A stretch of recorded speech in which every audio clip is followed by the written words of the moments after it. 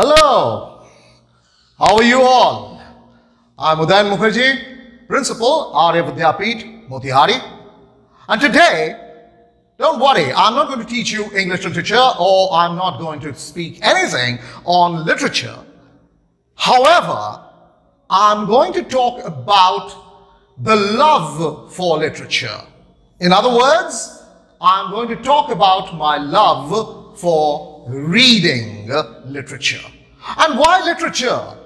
In fact, I would expand the horizon a little and I would talk about my habit of reading, which I developed, I worked upon, and I came to grow since my childhood. So, we will talk something about the pleasures of reading. Now, the question is, why did I choose this particular topic? I chose it for one simple reason. For those who are uninitiated, let me tell you that from today, we begin something called a National Reading Week. Now, the National Reading Week has been celebrated since 1996 as a yearly feature, and the purpose, the only purpose, is to promote the reading habit in people. The reading habit, you will understand and you will appreciate, has gone for a downslide, right? And we hardly read books today. Do we read books? Hardly. But the pleasures of reading when we were children were far, far greater than what people would possibly understand today in this age of the internet.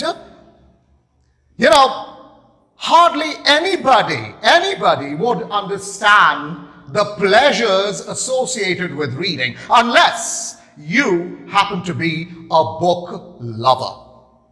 So, I think what I'm going to tell you now is or are the reminiscences of a book lover. So let me make something very clear. You see, I have no intention of saying that I am a well-read person. I've read several books. In fact, what I have read, or the number of books that I've read, is perhaps what?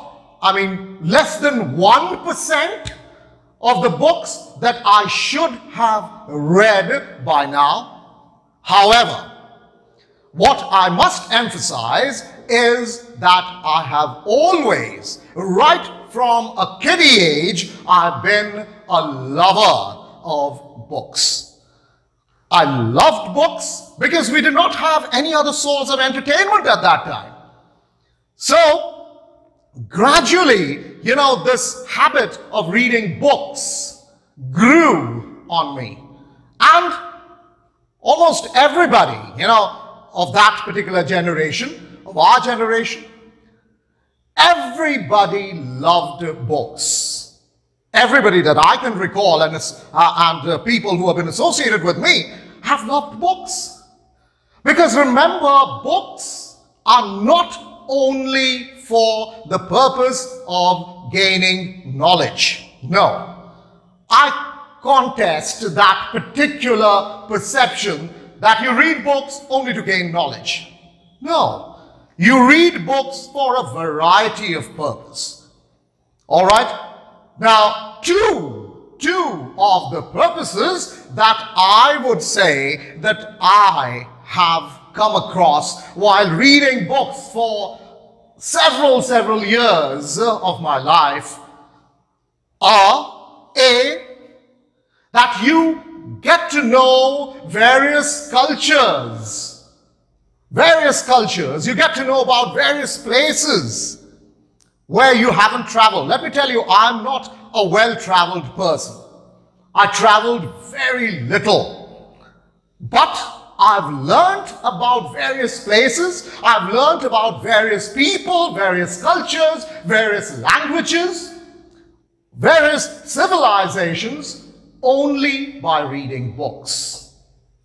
That's A. And B, of course, is the flight of imagination. You know, what I mean by the flight of imagination is that books help you go on flights of fancies. It really strengthens your imagination. It gives, you know, a book gives a particular direction to your imagination. It tells you that, look, it is a great pleasure to imagine things. You know, book is the only medium. Come to think of it, people often say that films are more interesting. No, I believe that books are more interesting and more entertaining. You know why? Films may have the three-dimensional effect. However, they say that books have a unidimensional effect because you're only reading. However, I do not believe so. Because when you are reading a book, you are also thinking. You see, what is a film? A film is an assembly of several frames put together, right? One frame coming after another. And you simply, you know, you see the frame, you forget it. Another frame comes, you see it, you watch it, you forget it. But what about a book?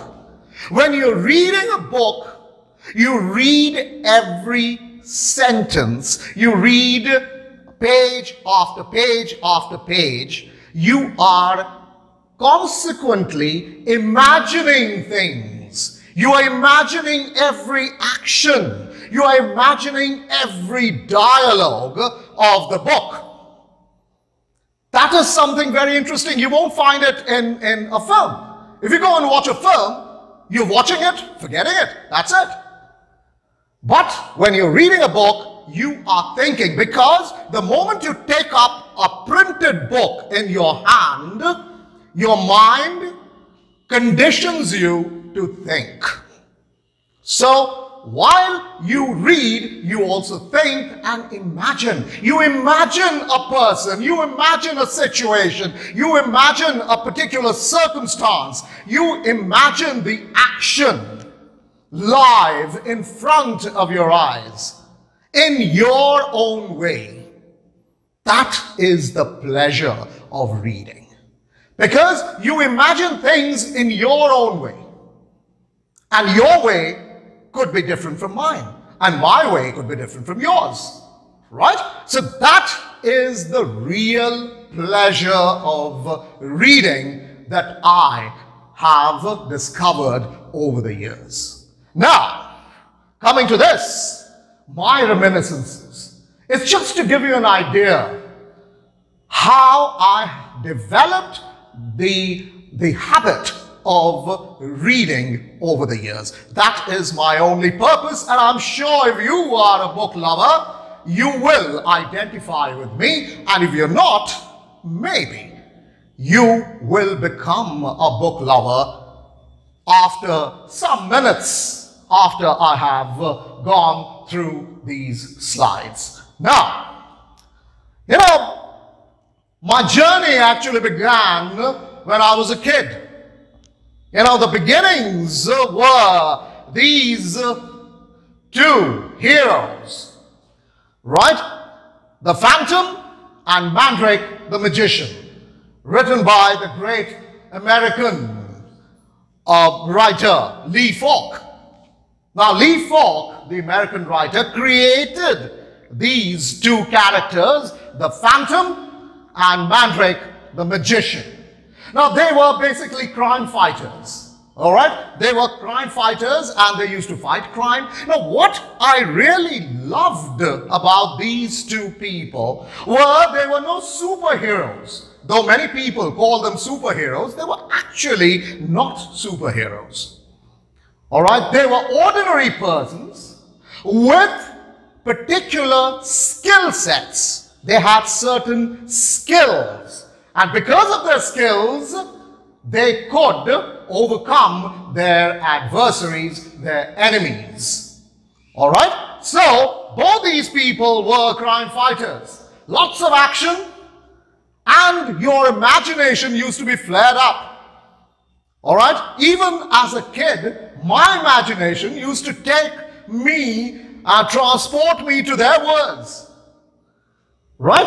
And I loved these two characters. Ordinary people making it, doing things that were beyond their capacity only because of their skills. The Phantom, with his extraordinary power, with his extraordinary strength and wit, intelligence, and Mandrake, because of the skill he had, he was a hypnotist, right? He was not a very strong man. For strength, he used to rely on his friend called Lothar, and he was somebody who relied on his skill as a hypnotist to get rid of these criminals in the society. So both were crime fighters, but they did it with their skill sets. So this is what I liked in them, right? Other than the action part. All right, so as I went ahead, there was a time when I grew up a little, I loved Enid Blyton. Enid Blyton came, with these two set of detectives. They were detectives, the famous five, right? Along with this dog called Timmy, if you remember, if you've read the famous five, right? 5 children, okay? They were all hostelers, and they used to meet during vacations, and they used to solve adventures. All right? And the Secret 7, which was a secret organization where 7 children used to run that organization and solve mysteries. Okay? So immensely enjoyable books. Very simply written, but written wonderfully. Written in a language that is not just easy to understand, but also very imitable. I used to imitate the language. There was a time I used to read and reread and reread the books only for the language. The language was wonderful. Okay? So explicit, so lucid, and so clear. All right? So I really learned about language, about the English language from Enid Blyton's books. That was the beginning. Then, as I moved further ahead, there came a time when I got into reading the classics. Now, these were some of the classics. There are many, right? Innumerable. Right, the list is endless. However, these are some of the books that I read, and I'm sure many of you have read these books. The delightful adventures of Alice in Wonderland. Then, of course, the Little Red Riding Hood, Sindbad the Sailor, beautiful adventures. And what description! The description given at sea. They were so lively. You will love to read them. And if you have read them, you know what I'm talking about, right? And then, of course, The Canterville Ghost by Oscar Wilde. All right? It's not really a horror story. This is a ghost, right, who used to live in a castle. And the family comes to live in the castle, and it's the ghost which is actually afraid of the family and not the other way around. Right? So this was a delightful book that I loved to read. And my father, I remember, used to read them for me, all these books for me. And he used to imitate the voices. He used to kind of change his voices according to the characters. If it's a ghost, he used to speak in a ghostly voice. If it was a king, he used to speak in a kingly voice. If it was a beggar, he used to kind of, weaken his voice a little. So I learned, how to change your voices, how to kind of, express yourself to a listener if you are telling him a story. So it is something that I learned from my father, the art of storytelling. This is not easy, right? It's not easy at all to tell a story, but I learned it from my father. So I learned how to make a story interesting to the listener. So these were the books that introduced me to good writing, A, and B, great imaginative fervor. You imagine Alice in Wonderland. You imagine a little girl who's trying to hide from this fox. All right? You imagine Sindbad on different voyages. And of course, you imagine what it is for a ghost to get rid of a family which is putting him into a lot of trouble. All right? So it was a pleasure reading these classics. All right? So as time passed, I got into reading more such books. Books like Oliver Twist, as I grew up a little more.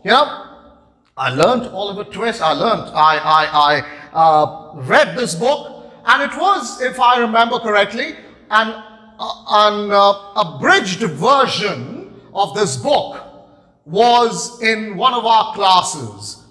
It might have been class 8 or class 9. We had read Oliver Twist, an abridged version of this book by Charles Dickens. Wonderful, wonderful book. All right, which gives you an idea of the real London in the 18th and 19th century. All right, so in the 18th and 19th century, London wasn't what we think of London today, right? It spoke about the underbelly of London, and we saw how, these kids, all right, were treated. All right, so that was Oliver Twist. I do not have enough time to talk about Oliver Twist. I would have loved to. However, going ahead, there were so many, books that I read at that time which involved a lot of fantasy.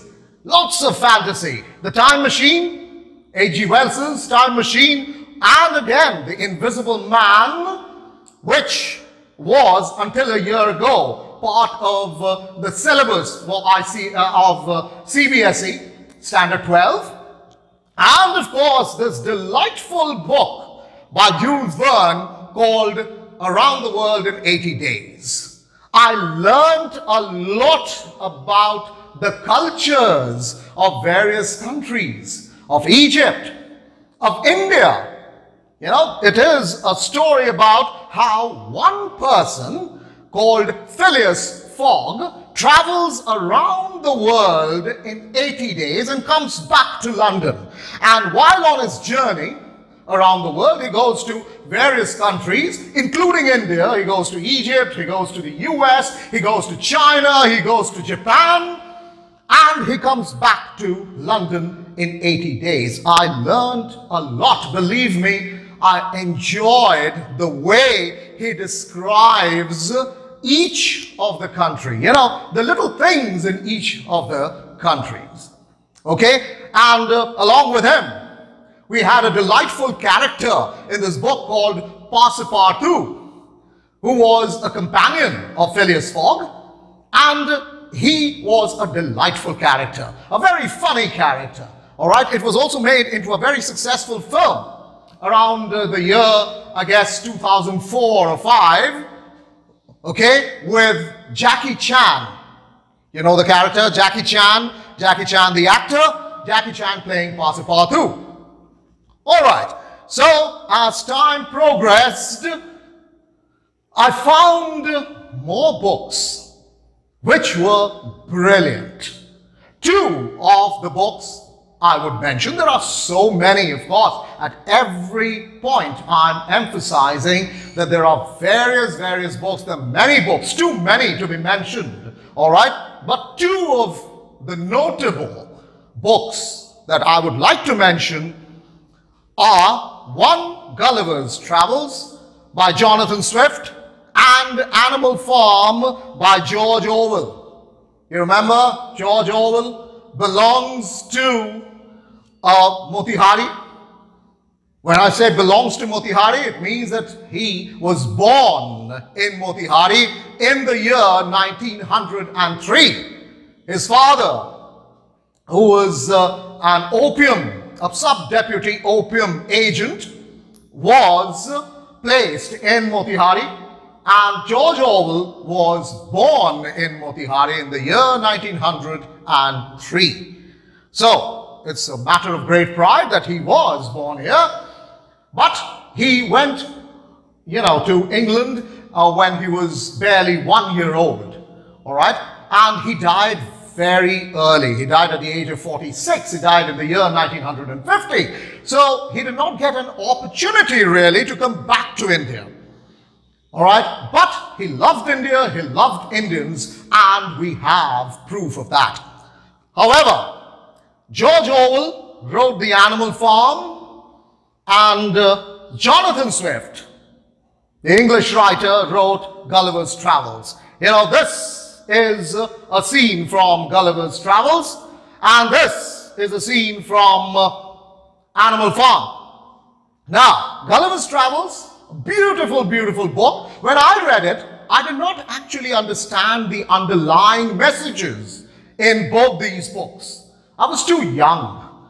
I was a kid when I read the abridged versions of both these books. Later, of course, we had both these books when I was doing my graduation, right, my honors in English. We had both these books, and I came to understand the underlying messages, right? The social messages in both these books. However, when I was a kid, I was really taken in by the amazing imaginative power of both these writers. More so, Jonathan Swift's imaginative powers.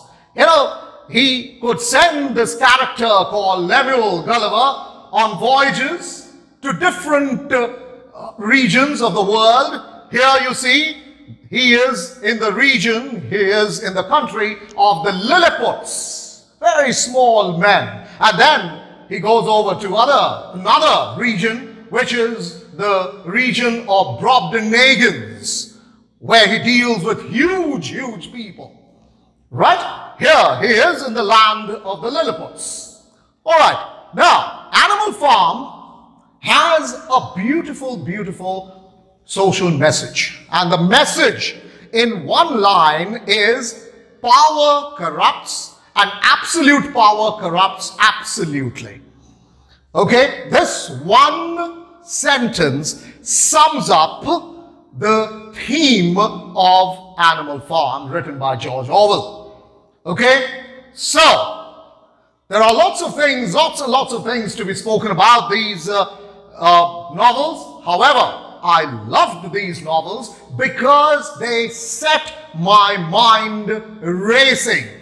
I could imagine things. I could think about things, right? Even as a kid.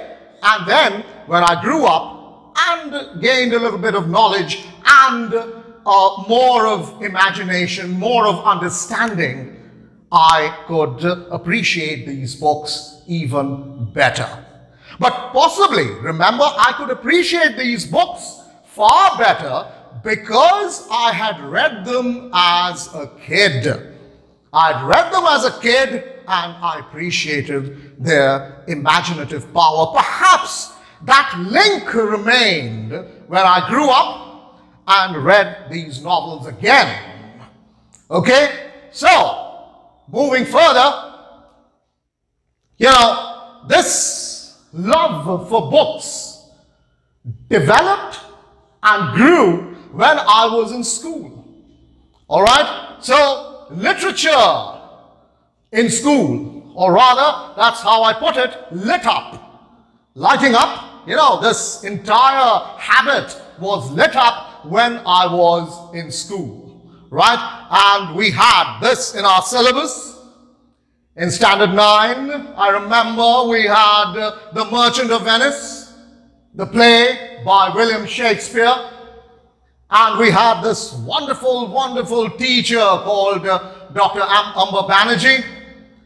And Dr. Banerjee used to kind of imitate each of the characters when he explained us this play, all right? And it has the celebrated, the very famous character called Shylock.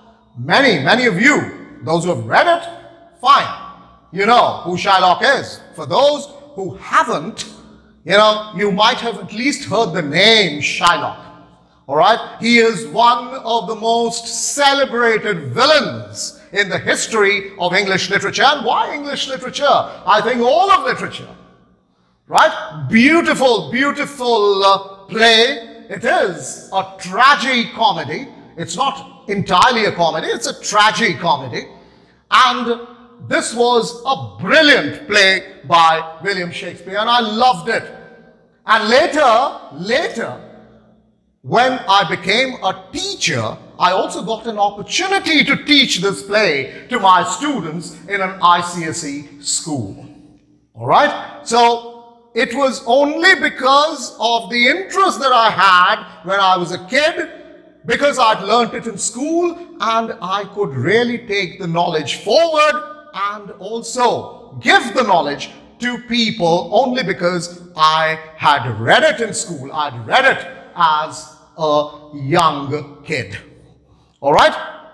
So, when I went up to Standard 12, we had this beautiful novel by Thomas Hardy called The Mayor of Casterbridge. All right? Beautiful, beautiful novel. And later, I also read some of the novels by Thomas Hardy, one of them being Far from the Madding Crowd. And Thomas Hardy actually had an exceptional quality. He could describe human character in a very, very lucid manner. You felt that you met the character. You met the character sometime in your life.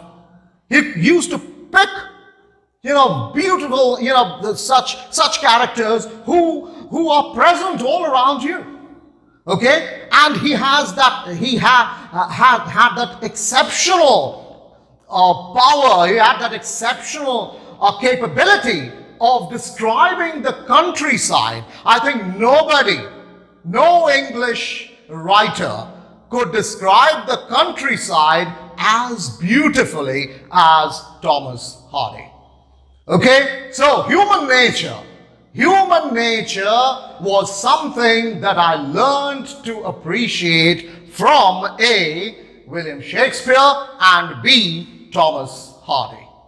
Beautifully described what human nature is. All right, so then, of course, we had in school a wonderful teacher called Father Cox. He was basically an American, and he was a great motivator. He motivated people like us, students like us, to develop this habit of reading. He used to have a mini library, He used to have a small library of his own. Remember, that was not the school library. It was his own library. And you could find all kinds of books in his library. All right, from westerns to classics to bestsellers, name it, and he had it. Okay? So, there, of course, I read many other classics, like The Three Musketeers, okay, by Alexander Dumas. And I read, the fascination, the liking, the love for bestsellers actually developed when I became a member of Father Cox's personal library. Okay? So, these are some of the westerns that I'd read, I remember. I'd read some more, but I don't remember. Okay? And such classic, bestsellers like Alistair MacLean's Where Eagles Dare, or Force 10 from Navarone, or Guns of Navarone, So these were some of the books that I read from his personal library. And I loved them, again, for their imaginative, fervor, and, of course, for the vivid manner in which they used to describe the circumstances. Okay? All right. So, then, of course, as I grew up, I was a student of, possibly a student of post-graduation and so, right? When I came across these books, these were, of course, they've been taken from film posters, but actually, Harry Potter, The Hobbit, and The Lord of the Rings, written by JRR Tolkien, and of course, the celebrated Harry Potter. Most of you have at least watched the movies, if not read the books, You've watched the movies. Harry Potter, the 7 parts. It was a film franchise, Harry Potter, written by J.K. Rowling. Wonderfully written. The books, let me tell you, are far, far more interesting than the films. Of course, the film, you have the cinematic impact. You have the audiovisual impact. However, if you read the books, I have read 4 of the books. I must be frank with you, I haven't read all the books, I've read 4. And they've given me immense pleasure. Immense pleasure. In fact, I loved J.R.R. Tolkien's Hobbit and The Lord of the Rings more than Harry Potter. Because the descriptive power, the imaginative power is more to be found in these 2 books than in Harry Potter. All right? So beautiful books. If you get an opportunity, please read them. And of course, what started in school continues till, this day. I still read a lot of books. Dan Brown happens to be my favorite. Again, I love Dan Brown because of the imagination. He uses religion. He uses spirituality. He uses suspense. And he can fuse myth and history, and he can fuse them with a lot of, incorporating a lot of suspense in his books. And his books are truly, truly fascinating. And then, of course, we have our own Amish Tripathi. And Amish, he just uses Amish, he doesn't write Tripathi. Our own Indian writer, Amish, and he writes beautifully. Again, history and myth. Fusion of history and myth with a lot of suspense thrown into it. All right? So beautifully, beautifully written novels. So, this is it. This is how I developed. I just gave you this in order to kind of tell you that this is the way I developed the habit of reading. I read a lot. I read to the maximum, and I loved whatever I read. And remember, reading is a habit that you develop gradually. You don't develop it in a day. If I tell you to read and you start reading and you develop the reading habit, no, it will not happen that way. It will take time. You need to invest time in it. You need to be patient. But remember, once you have developed the habit, you will never be able to forego it. You will never be able to abandon it. All right? So, please, keep reading. Please, keep reading and be a book lover, I tell you, you will love it. You really will love it. Because there is nothing, as I said at the very beginning, there is nothing like a book. Okay? So at least I hope I have brought back some of the, memories for people who have been book lovers and who still are book lovers, right? And if I have been able to motivate at least one of you to read, I will consider this lecture to be successful. All right? So thank you very much. Have a wonderful, wonderful day and happy days ahead and happy reading. Thank you and bye-bye.